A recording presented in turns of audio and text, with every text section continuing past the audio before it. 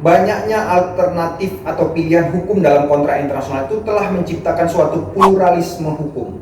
Plural artinya jamak, isme artinya paham. Jadi pluralisme hukum adalah suatu kondisi di mana terdapat berbagai macam sistem hukum yang bisa diberlakukan. Berkenaan dengan pluralisme dalam hukum kontrak internasional itu, maka ada dua opsi yang bisa dilakukan sebagai solusi dari kondisi pluralisme hukum tersebut, adalah unifikasi dan kodifikasi. Unifikasi berarti menyeragamkan hukum kontrak internasional tersebut agar berlaku sama di negara manapun. Sementara harmonisasi hukum berarti upaya yang dilakukan untuk mengharmoniskan sistem hukum kontrak yang berlaku di negara yang satu dengan di negara yang lain tanpa perlu membuat adanya keseragaman.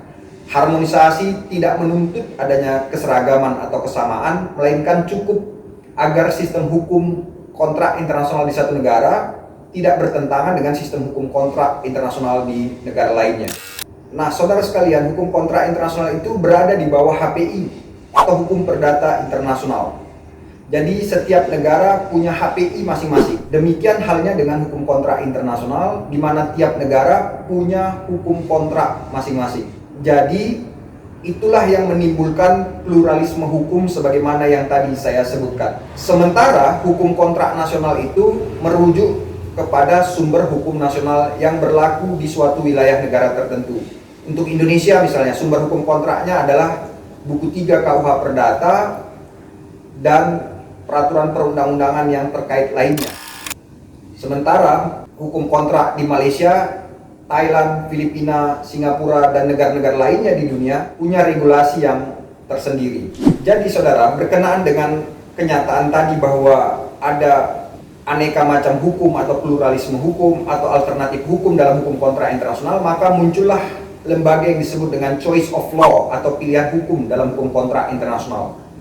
Choice of law adalah suatu lembaga yang memungkinkan para pihak yang membuat kontrak internasional untuk memilih hukum mana yang berlaku untuk mengatur hubungan kontrak internasional yang mereka buat.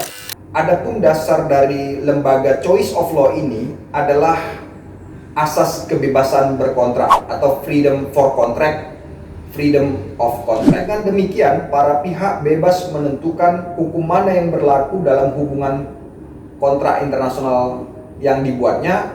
Misalnya ketika orang Indonesia buat kontrak internasional dengan orang Malaysia, maka orang Indonesia tersebut bebas untuk menundukkan diri atau terikat dengan hukum kontrak Malaysia, mengingat mitra kontraknya berasal dari Malaysia. Atau sebaliknya, warga negara Malaysia tadi berhak untuk menundukkan diri atau terikat dengan hukum kontrak Indonesia karena mitra kontraknya adalah berasal dari Indonesia.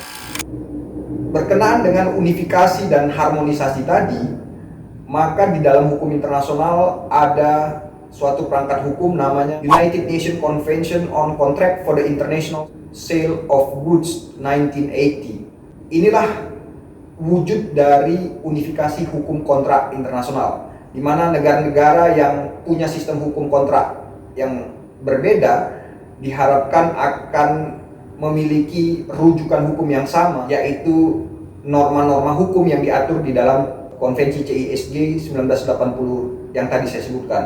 Sementara upaya harmonisasi itu bisa dilihat dari dihasilkannya prinsip-prinsip UNIDROIT yang bisa dijadikan sebagai rujukan bagi negara-negara untuk mengharmoniskan aturan-aturan hukum kontraknya, khususnya yang berkenaan dengan kontrak internasional, agar hukum kontrak di suatu negara tidak menimbulkan pertentangan dengan hukum kontrak internasional di negara lainnya. Saya kira itu untuk pengantar hukum kontrak internasional kali ini. Mudah-mudahan bisa bermanfaat bagi Anda. Terima kasih. Assalamualaikum warahmatullahi wabarakatuh.